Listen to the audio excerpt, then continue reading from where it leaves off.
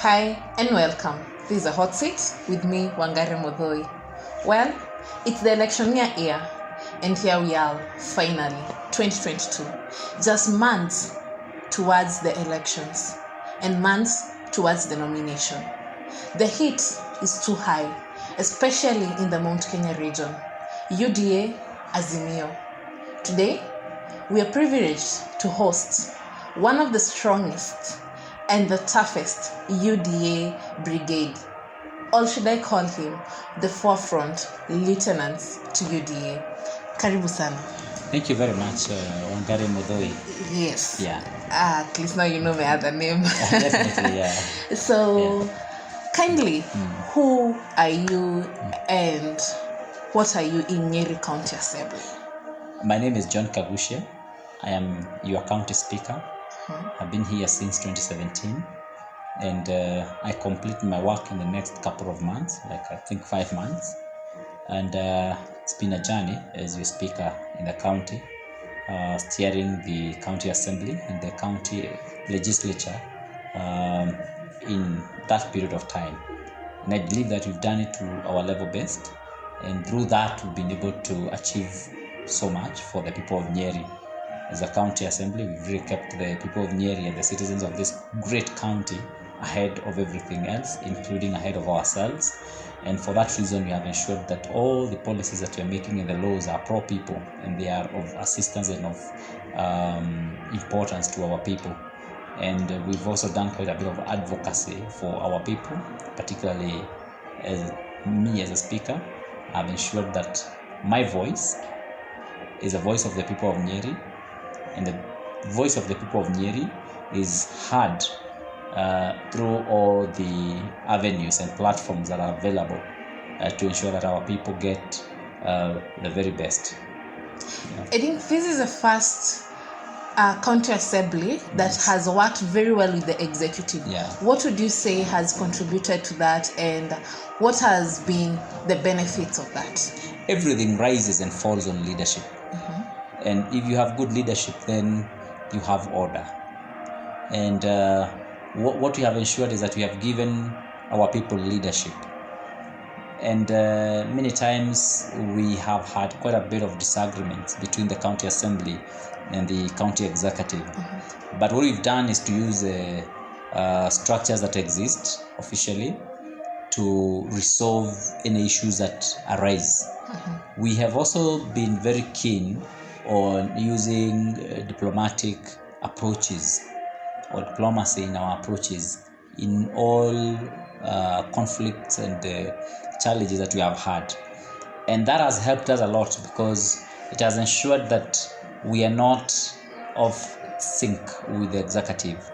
We've kept the executive in check, and we have been able to do this with the firmness that is required, but with a lot of respect, tremendous respect. And once you focus on the issues rather than the people, more often than not, you are able to deliver. Because if I know someone is attacking me as a person, then I defend myself. But if I know someone is not necessarily concerned about attacking me as a person, they are much more dwelling on the issue, they remain focused, then I'll be compelled to address the issue that is of concern to the person who is pursuing me. So for that reason, as a county assembly, we have remained focused on the issues, not personalities. And that's how we have been able to offer leadership that is solid, that is well-grounded, and that has steered this county towards the right direction. I also dare say that the other thing that we have done as a county assembly is to keep off any external influences in the county assembly. Any person want to lead this assembly or any other body must be able to move based on what is intrinsically right and driven, other than what is external pressures coming from other factors and other people who may not necessarily have the best interests of the county at heart. That is one of the things that we have done. And if you go back to the other assembly, which may have had a chaotic ride, more often than not, it was based on external influences coming from other political players and other stakeholders who did not have the best interest of the people of Nyeri at heart. Well, congratulations. Yeah.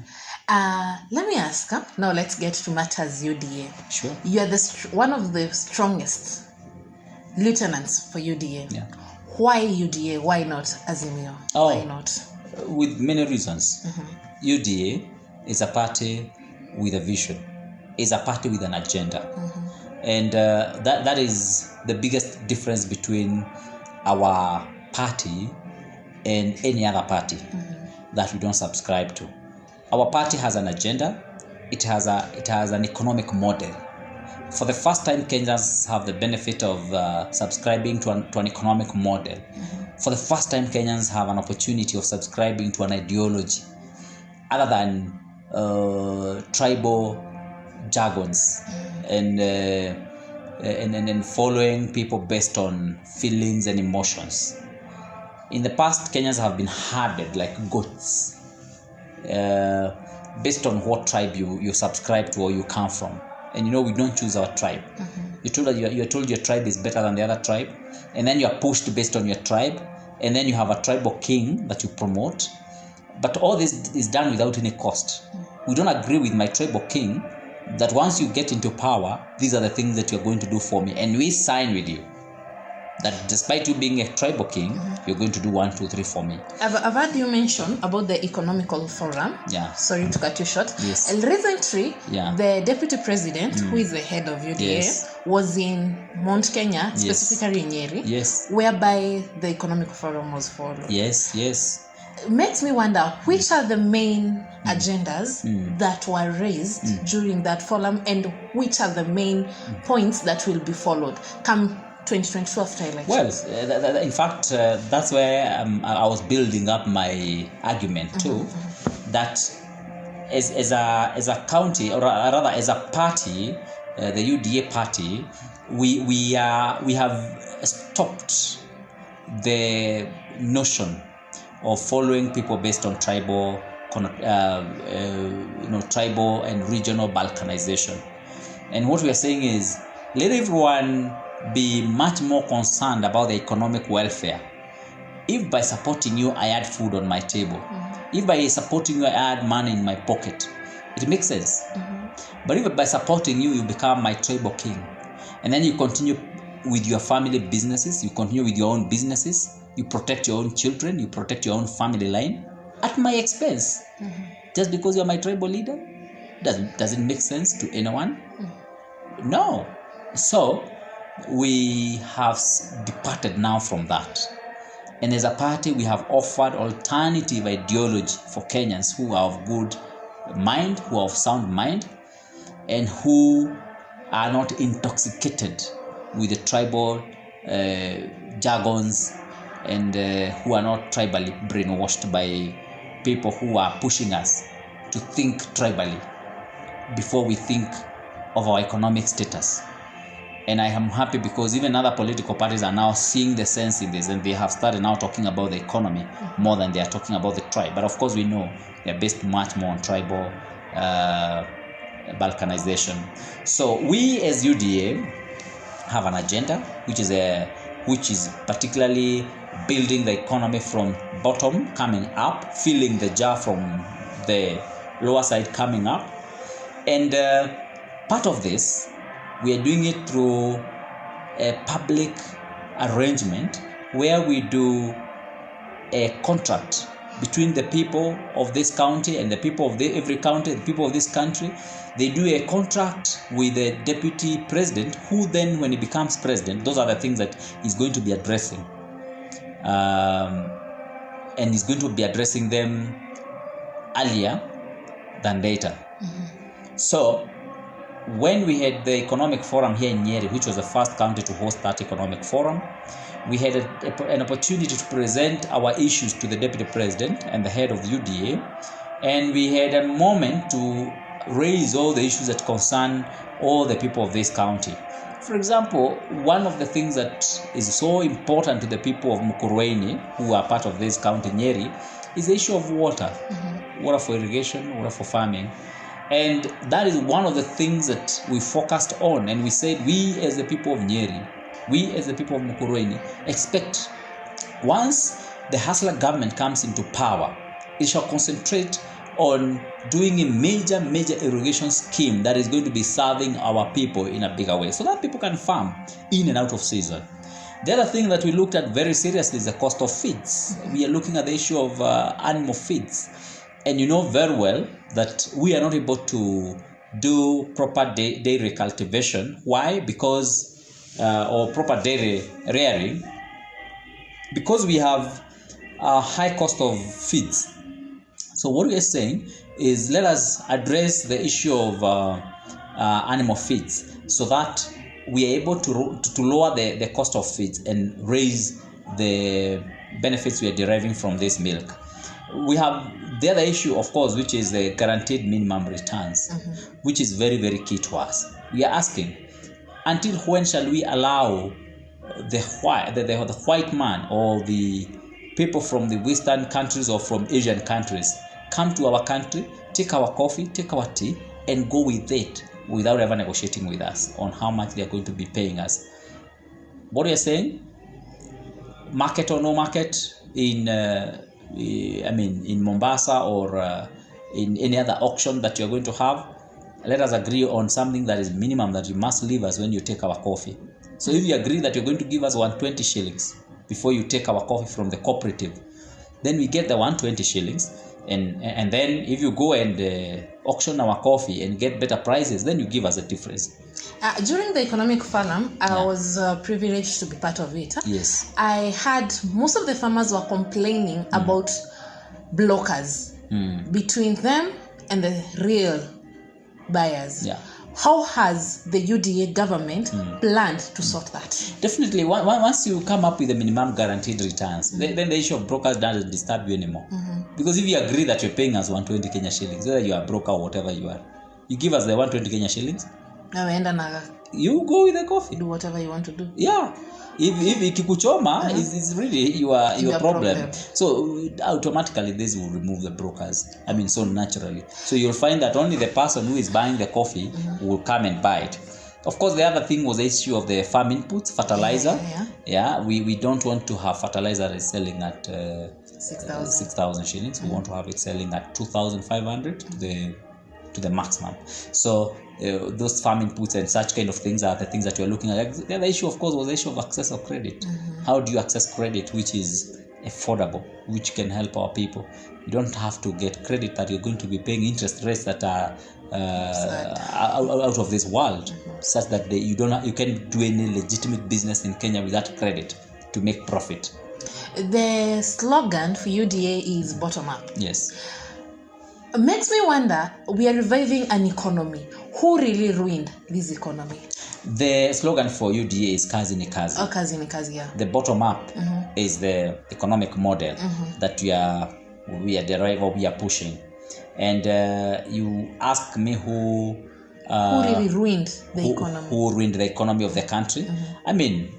It's bad leadership that has ruined our economy. And that is what Kenyans are actually up against. Because they're saying we can't be telling you that the economy is not doing well, particularly because of taking too much credit, commercial loans against Kenya shilling that is not very strong. And then this credit that we take, all of it is taken to projects that are not adding much to the mwananchi. The economy was ruined by bad leadership. Yes. Yet, in the UDA, the head of UDA is the second in command in the whole country. Don't you think he has an upper hand all in the whole of this leadership thing? Well, the is second in command, of course. But of course, you and me know very well what has happened. That the government we are having now is an informal government. In fact, the government that has been running now is kind of a constitutional government. Because you have had a handshake that came on board that totally disfigured the arrangement that was there. When we had the 5 years of Jubilee government, they worked very well. And at that point in time, we had a lot of progress in terms of projects that we could see on the ground. But today, all our projects have gotten stuck. And you find, like where I come from, any project that we have there is moving at snail speed, yeah, or not moving at all. So we have had very, very serious challenges with this, and I believe the removal of the deputy president from the activities, from the government bureaucracy, has in a great way slowed the economy, slowed even the approach of the bottom-up economy. Like, the deputy president is the one who had come up with a very nice model of empowering the TVETs, yeah, and it's like that issue has been now forgotten with the handshake, you know. We have people who are out of the government but running government, which we believe is also the arrangement that is trying to be concocted now through as a new arrangement, whereby the BBI was hit very hard and could not progress by the legal, by the judiciary, and now you find that there is an arrangement to have a formal government plus informal government in the coming 5 years. A government where someone is in government but not in government means they can't be accountable. Today, Raila Odinga can be accountable to anything, yet we know very well that he's running government far and wide. Unfortunately, bad leadership has brought about misuse of funds. And misuse of funds is whereby we have invested billions of shillings in chasing wind with the issue of BBI. And that has, in a way, derailed our economy terribly bad. And we have even almost used so much money from what we have borrowed from the country, from other countries, for a process that was never to be. A process that maybe would have been a good process if the law was followed, if every person was brought on board, but it was disfigured. Why? Because of chest thumping, because of impunity.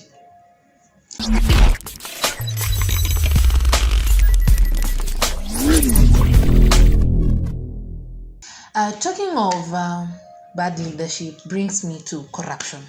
We have very many cases of corruption. Indeed. And how will the hustler government sort that out once it gets into power?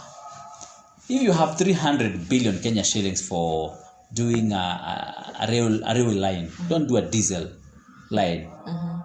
You can't do a diesel line in this time and age using 300 billion Kenya shillings. That would be absurd. As hustler movement, we'll be asking ourselves, do we take 300 billion to do a railway line to nowhere? Or do we take 300 billion and build manufacturing industry? Are you getting? Take 300 billion and use it to do value addition, particularly in production and value addition. Do we do an expressway, or do we do an expressway like the expressway that we have now in Nairobi, which is carrying a few vehicles which are able to pay again, lifting them from JKIA to somewhere in Wayakiwe, from traffic again back to traffic. Now, do we invest our 67 billion Kenya shillings in that kind of an arrangement, or do we do light rail? Do we do what we call tram in other countries, whereby you're going to have light rail along that road, which you don't even have to do, you don't have to lift up, so that it's not even expensive. Just need to demarcate an area where you're going to have this light rail. It's about 6 steps. I mean, like, let's say like 9 meters. On the main highway that you're going to have, and do tram. You have a train going that way and another one coming back, which has 5 cabins or 6 cabins, depending on the time of the day. If it is in the evening or morning when it is rush hour, you add many cabins. You have many of them going that way and others coming back this way and dropping people. And then that way you kind of transport the masses. Are you getting? So do you use 67 billion Kenya shillings to transport the masses, or do you use it to transport a few privileged Kenyans on top of an elevated expressway, which we are proud of because it changes the skyline of the city? Are you getting? But after changing the skyline of the cities, does this affect our lives positively, or does it leave us with an aftertaste that again you have to be paying for it for 30 years? And if you don't pay for it through the rates and the tolls, then the Kenyans will come and pay for it, even those ones who have not been using that privilege. Are you getting? What kind of a nation is that? Are we encouraging the people who are at the bottom of the pyramid to come up, or are we putting more pressure on them? Yeah, that the people who can afford to use that road pay the toll. If they don't manage to pay that toll within a certain duration of time, then it is taken back to the people who have not been using it because they could not even access it. Makes me wonder, coming into the Hustler government, already we have a huge debt on us. Coming into the Hustler government, how do you plan to carry on your developments? Are we still going to borrow, or what is going to happen? Well, the development that the Hustler government should do will not first be these major, huge programs. It should be much more on what is of essence to the common mwananchi. For example, if you're selling your coffee, let us use 20 billion to pay you as the coffee seller, as a coffee farmer, to be able to produce more coffee. So that money comes to your pocket. Then that coffee, we go and sell it now and recoup our money. And if there's any excess in terms of sales, we come and give it back to the farmer. If you don't have that excess, then we see how we take care of that as a government. So that means, in actual sense, you are cushioning that little man there. They're always having something in the pocket to run their errands and to do their activities. If it is a milk, the same way. We say we are going to be buying 1 liter per liter, we are going to buy 50 shillings. Because you can't be buying at 30 shillings or 20 shillings and then you are selling at 120 shillings. You buy it at 50 shillings, add value as government, and sell it.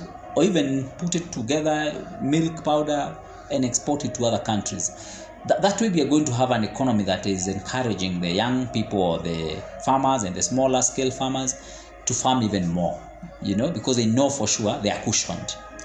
That is what we call supported agriculture.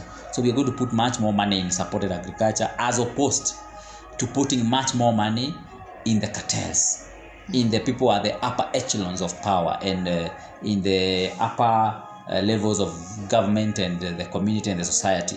We are going to be considering and concentrating a little bit much more on the people, much more on the lower side of the pyramid. Someone like young people who, for example, who want to do this kind of broadcasting, there should be a fund that is set aside that is supposed to support this kind of ventures, so that every one of you can be able to grow from one camera into a huge studio that is going to be hosting many more people, so that then we allow, for example, the digital space to accommodate many more people. Because like now we discontinued the frequencies that were there, the analog frequencies that were there before. Then why did we discontinue those frequencies if we can be able to allow other younger people who have ideas and who are innovative to be able to come and support their own ventures? The government must be looking at these people from that perspective, not at protecting one senior broadcaster in the country and protecting them by ensuring that all the laws that are made are protecting that one person to remain in business at the expense of younger people who are more innovative and more creative and who even have better content, who want to come up. As we wind up, we've seen the deputy president in Nyeri consecutively, visit after visit after visit. Is Nyeri a beautiful girl being wooed, or is there so much interest in that? Deputy president goes to any part of the country. He's been here consecutively. Definitely. It's good. Yeah, we say in Kikuyu, dogo ne makinya. And so what we are saying is, every person who wants to get to you, they need to follow you also. I mean, you have to work hard.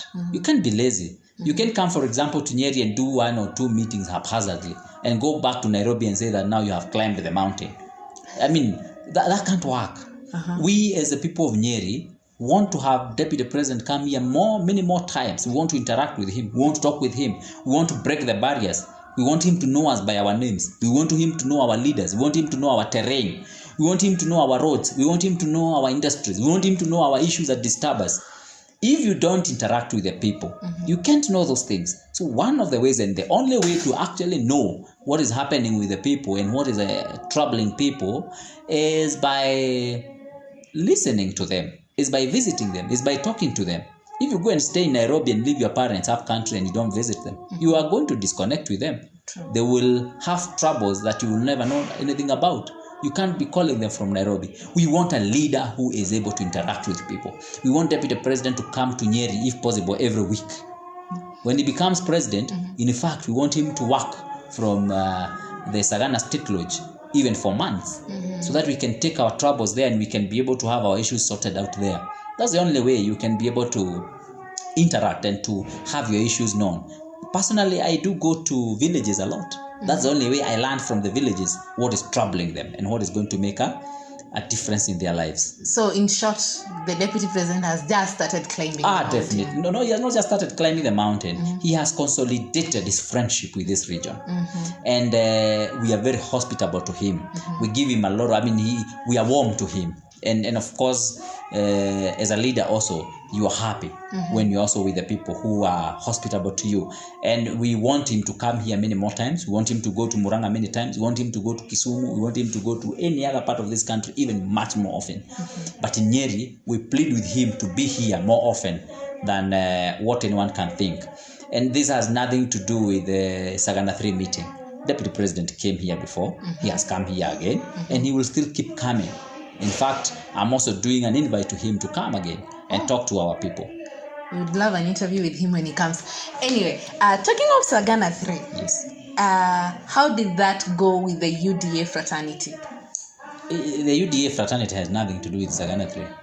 How did the aftermath of Sagana 3? Now that the president clearly indicated that after actually Sagana 3, there was also the meeting at KICC, and it's clear he's for Raila. What do you mean it's clear? It has always been clear. Yeah, okay. It was clear from 9th of March 2018. It was clear. I said it at that time. You already said about I said it that time, that handshake was meant to produce a presidential candidate for Uhuru Kenyatta for 2022. And of course there was denial that both of them are going to retire. I said no, they're not retiring. It's a political platform they have set that has come to be. And so there's nothing new. It was always expected. And the only thing I can say that maybe the president did not need to do was to attack the churches. Maybe that would have been avoided. Otherwise, on this other issue between the politicians and politicians, that is okay. We expect that kind of barbs and arrows. And of course, when they come, also these other people are also politicians. So nobody is carrying a baby by their back. So everyone would respond accordingly and handle this accordingly. This is political context.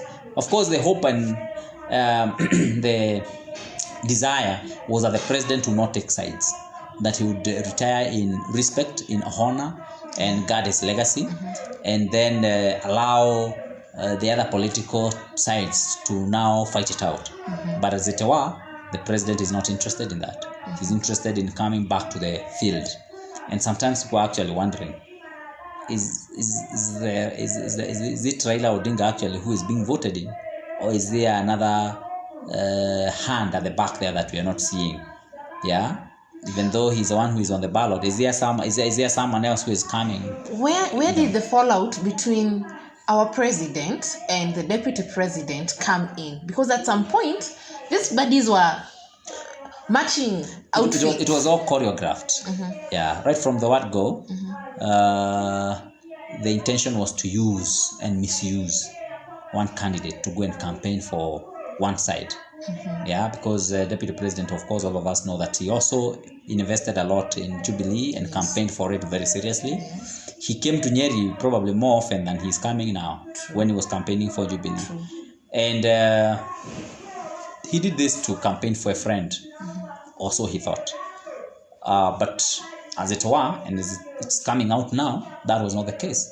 The arrangement for sidelining the deputy president was there right from the word go. But that does not matter, because you depend on God and depend on the people. So the deputy president doesn't depend on another leader. As we wind up, I understand you are vying for Mukurweini MP seat. Yes. Congratulations and all the best. Thank you very much. Please, just the final remarks to Mukurweini people and Nyeri County as large. Thank you very much. I'm happy to have been on the hot seat. Oh, it's really hot. And I'm happy that our people in Mukurweini have responded very positively to my candidature, and that as we have been talking with them, they seem very interested in the things that we have discussed with them pertaining Mukurweini as a constituency, and I want to urge them to kindly support me in the bid for Mukurweini Member of Parliament 2022-2027, and of course I will not disappoint. I will prove my worth within the first 2 years of being elected, and they have heard me talk about issues to do with irrigation. They have heard about me talking about the cost of living, reducing it. They have heard me talking about the issue of guaranteed minimum return to ensure that every farmer is able to benefit from whatever they farm. And with all this, I'm sure, and much more, people of Mukurweini will consider Kagushia as a Member of Parliament 2022-2027. Togushie Mukurweini na Kagushia. Wow, that's a nice slogan. Thank you so much for making time for us in your busy schedule, and we're really honored. We'll invite you again in the capacity of member aspirant Mukurweini. And well, Nyeri people, you've heard. That was our county speaker, and this is a hot seat. Leo nimebehave vizuri sana. Thank you. Leo sijaambiwa mpaka kati, sijapigiwa kelele.